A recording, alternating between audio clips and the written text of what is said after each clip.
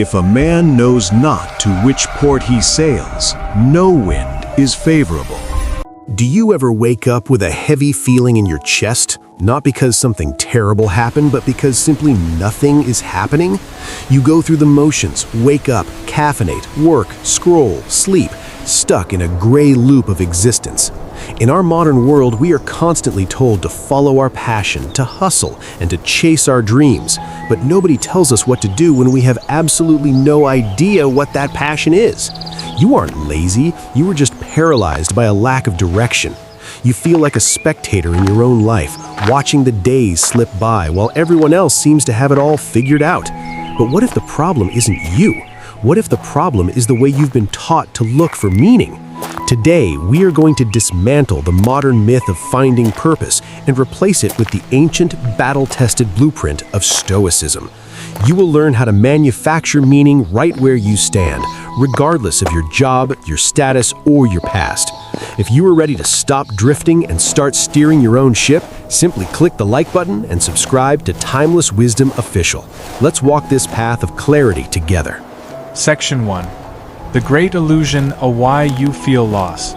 To find the cure, we must first understand the disease. In modern American culture, we are sold a very specific, very damaging lie. We call it the passion hypothesis. From the time you are in kindergarten, you are asked, "What do you want to be when you grow up?" As you enter your 20s and 30s, the pressure intensifies. You scroll through LinkedIn or Instagram and see peers announcing promotions, launching startups, or traveling the world with captions about living their truth. This creates a subtle but toxic belief in your subconscious. You believe that purpose is a hidden object, like an Easter egg, buried somewhere out there in the world. You think that if you just find the right job, the right city, or the right partner, suddenly everything will click and you will feel complete. Because you believe purpose is something you must find, you become terrified of making the wrong choice. You freeze. You stand at the crossroads of life, paralyzed by analysis paralysis, terrified that if you pick the wrong path, you will miss your destiny. This is why you feel lost. You are waiting for a lightning bolt of inspiration that never comes. The Stoics, however, viewed the world differently. Epictetus, the slave-turned-philosopher, taught that life is like a play. The playwright, fate, the universe, or God hands you a script. You do not get to choose whether you are the king or the beggar, the hero or the extra. You do not choose your parents, your natural talents, or the economy you were born into. Epictetus said, "Remember that you are an actor in a drama, of such a kind as the author pleases to make it. If short, of a short one, if long, of a long one. If it is his pleasure you should act a poor man, a cripple, a governor, or a private person, see that you act it naturally. For this is your business, to act well the character assigned you, to choose it is another's." This sounds restrictive to the modern ear, but it is actually the ultimate freedom. It means you can stop waiting for the perfect role. Purpose is not something you find out there, it is something you bring to what you are already doing. The emptiness you feel is not because you haven't found the right job. It is because you are withholding your best effort from your current reality because you have judged it as not good enough. The Stoic shift is this: stop asking, "What does the world offer me?" and start asking, "What can I offer this moment?" Whether you are washing dishes, running a boardroom meeting, or searching for employment, your purpose is not the task itself. Your purpose is the quality of character you bring to the task. When you realize this, the pressure lifts. You don't need to change your life to find meaning. You need to change your approach to the life you already have. Section 2. The Discipline of Perception, Redefining Success. Once we accept that purpose is internal, we run into the second major roadblock: the comparison game. In the United States, we live in a hyper-competitive attention economy. We are constantly bombarded with the highlight reels of others. You see a 22-year-old millionaire on TikTok, or a friend from high school getting married and buying a house, and you instantly look at your own life and deem it a failure. You feel you have no purpose because you equate purpose with external validation, money, fame, status, and applause. This is a trap of perception. You are making your happiness dependent on things that are not up to you. The Roman Emperor Marcus Aurelius, the most powerful man on earth in his time, could have had anything he wanted. Yet, he constantly reminded himself that true value does not come from the admiration of the crowd. He wrote in his personal journals, "The happiness of your life depends upon the quality of your thoughts." Notice he did not say the happiness of your life depends on your job title, your bank account, or your follower count. It depends on your thoughts. In Stoicism, this is known as the dichotomy of control. There are things up to us and things not up to us. Up to us are our opinions, our impulses, our desires, and our aversions, in short, our own actions. Not up to us are our bodies, property, reputation, and office, in short, whatever is not our own doing. When you feel purposeless, it is usually because you have anchored your self-worth to things outside of your control. You want to be successful, but success is defined by the market, by your boss, or by society. If you don't get the promotion, you feel worthless. If you don't get the likes, you feel invisible. You have handed the keys to your happiness to strangers. To find purpose when you have none, you must reclaim that key. You must redefine success. What if your purpose today was simply to be a person of character? To be patient when you want to be angry? To be disciplined when you want to be lazy? To be honest when it would be easier to lie? Nobody can stop you from doing that. No economy can crash your character. No boss can fire your virtue. When you make virtue your goal, you can achieve your purpose every single second of the day. You become invincible because your success is entirely within your control. You stop looking for the big break and start finding satisfaction in the small victories of self-mastery. Imagine you are stuck in traffic on your commute. The old you would be frustrated, feeling like you are wasting time, feeling purposeless. The Stoic you sees an opportunity. This is not traffic. This is a training ground for patience. Your purpose in that moment is to remain calm and rational amidst chaos. Suddenly, that boring, frustrating commute has meaning. You are building the muscle of resilience. You have manufactured purpose out of thin air, simply by shifting your perception. Section 3. Amor Fati, loving the boring, the painful, and the mundane. So, you have stopped searching for external validation and started focusing on your internal character. But now you face another problem, one that plagues the American workforce: the grind. How many of you live for the weekend? You wake up on Monday morning with a pit in your stomach. You push through Tuesday and Wednesday, just surviving. By Thursday, you see a glimmer of hope. On Friday, you celebrate. But then Sunday afternoon hits, and the anxiety returns. This is the wait for Friday mentality. Think about the math of that lifestyle. If you only enjoy the weekends, you are actively hating 71% of your life. You are wishing away the vast majority of your time on this earth. You are treating your daily life, your work, your chores, your commute, as an obstacle to be overcome rather than a life to be lived. This is where the Stoics offer a radical, almost dangerous idea: amor fati. This Latin phrase translates to love of fate. It was later popularized by the philosopher Friedrich Nietzsche, but its roots are deeply Stoic. The idea is not to merely bear what happens to you. It is not to grit your teeth and tolerate your boring job or your difficult situation. It is to love it, to embrace it as the exact material you need to build your life. Epictetus said, "Do not seek for things to happen the way you want them to, rather, wish that what happens happen the way it happens, then you will be happy." This sounds counterintuitive to the American mind. We are builders, fixers, and changers. We want to improve our situation. And you should improve your situation if you can. But Amor Fati teaches you how to find purpose while you are still in the trenches. Consider the story of the 3 stonecutters. A traveler walks past a construction site and asks 3 men what they are doing. The first man, sweating and miserable, grunts, "I'm cutting a rock. It's hard, back-breaking work, and I hate it." The second man looks up and says, "I'm cutting a stone to feed my family. It's a job." The third man, doing the exact same work, wipes his brow, smiles, and says, "Me? I am building a cathedral." All three men were doing the exact same physical action, but only one had purpose. If you feel like you have no purpose, it is because you are the first stonecutter. You are looking at the rock, the spreadsheet, the customer service call, the dirty laundry, and seeing only the burden. You are missing the cathedral. Your cathedral is the life you are building. Every boring task is a brick in that structure. When you wash the dishes, do it with the intention of creating a clean, orderly home for yourself or your family. When you answer that difficult email, do it with the intention of practicing clear communication and patience.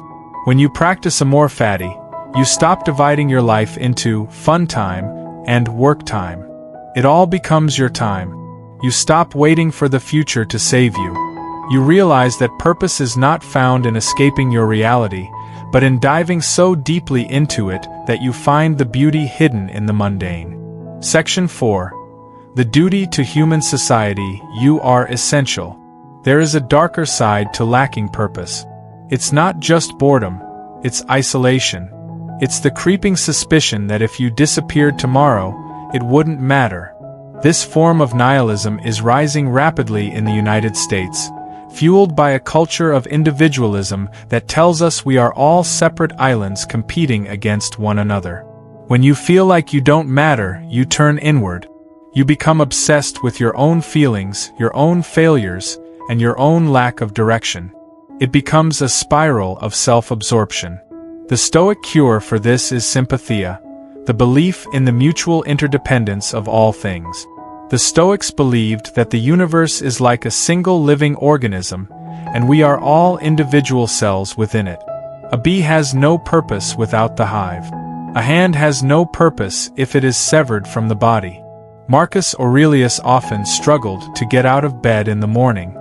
He didn't want to face the cold world, the difficult politicians, and the ungrateful people. But in his meditations, he argued with himself. He wrote, "I have to go to work, as a human being. What do I have to complain of, if I'm going to do what I was born for, the things I was brought into the world to do? Or is this what I was created for? To huddle under the blankets and stay warm?" He concludes that he must get up because he has a duty to his fellow humans.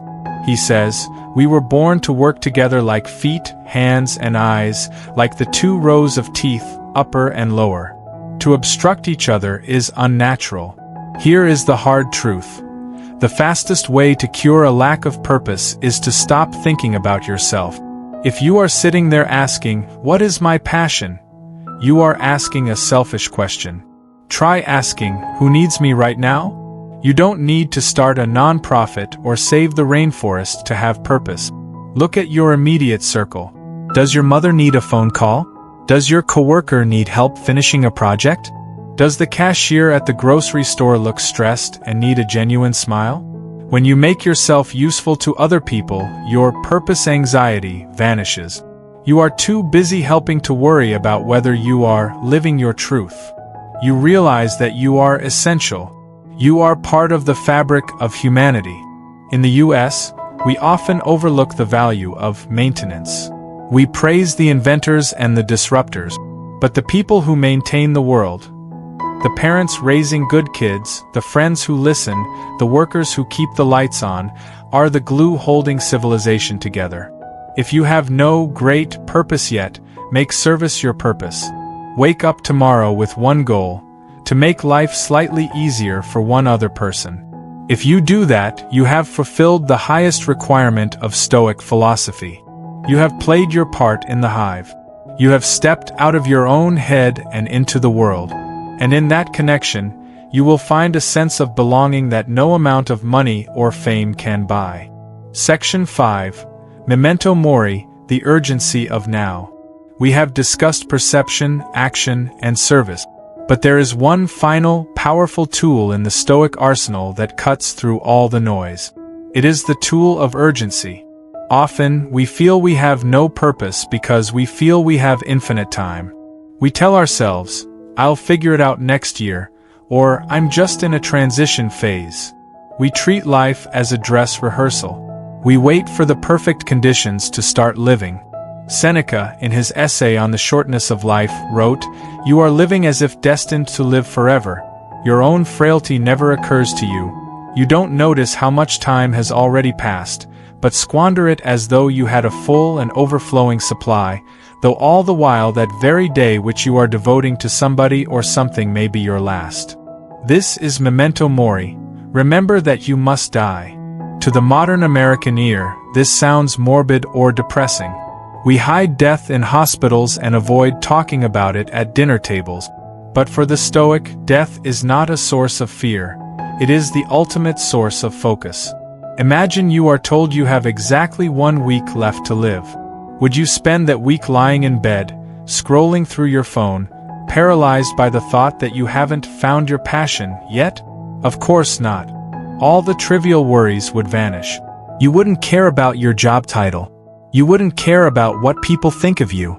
You would immediately focus on what truly matters. Telling the people you love that you love them, tasting your food, feeling the sun on your face, and doing whatever good you could in the time remaining. The fog of confusion would lift, and your purpose would become crystal clear, to live fully right now. The reality is, you are that person with limited time. We all are. None of us is promised tomorrow. When you embrace this, the question, "What is my purpose?" changes. It stops being a vague, philosophical question about the distant future, and it becomes an urgent, practical question about today. If this was your last day, how would you want to spend it? Would you want to spend it angry, resentful, bored? Or would you want to spend it with dignity, courage, and kindness? This removes the need for a grand plan. You don't need a 5-year career map to find purpose. You just need to handle the next hour well. The Stoic does not wait for inspiration to strike. The Stoic takes action before they feel ready. Action generates motivation, not the other way around. If you are stuck, do something. Go for a walk. Read a book. Clean your room. Help a neighbor. Movement creates momentum. Stagnation breeds doubt. Use death as your advisor. Let it strip away the nonsense. Let it show you that simply being alive, simply having the capacity to think, to love, and to act is a miracle. You don't need to find a purpose to justify your existence. Your existence is the purpose. Your duty is simply not to waste it. The call to greatness. So, where does this leave us? We started this journey feeling lost, drifting without a compass, paralyzed by the pressure to find a passion that felt out of reach. But we have dismantled that illusion. We have realized that purpose is not a hidden treasure map you have to hunt for. Purpose is perception. It is choosing to see the opportunity for virtue in every moment, even the difficult ones. Purpose is Amor Fati. It is loving your reality enough to build a cathedral out of the rocks in front of you. Purpose is service. It is realizing you are a necessary part of the human whole, and that helping others is the cure for emptiness. And finally, purpose is urgency. It is the realization that your time is short, and you must live with intensity and gratitude now. You do not need to wait for permission. You do not need a new job. You do not need a better life. You have everything you need right now, within you, to live a life of profound meaning. You are not an accident. You are here to demonstrate virtue in a world that desperately needs it. That is enough purpose for 1,000 lifetimes. Go out and play your role well. Thank you for spending your most valuable asset, your time, with Timeless Wisdom Official. We are building a community of people who refuse to drift, who choose to take the helm of their own lives. If this message sparked a light in you, please subscribe, like, and share this video with someone who might be feeling lost. And I want to hear from you. Which Stoic principle resonated most with you today? Loving your fate or remembering death? Let me know in the comments below. Until next time, stay strong, stay wise, and keep sailing.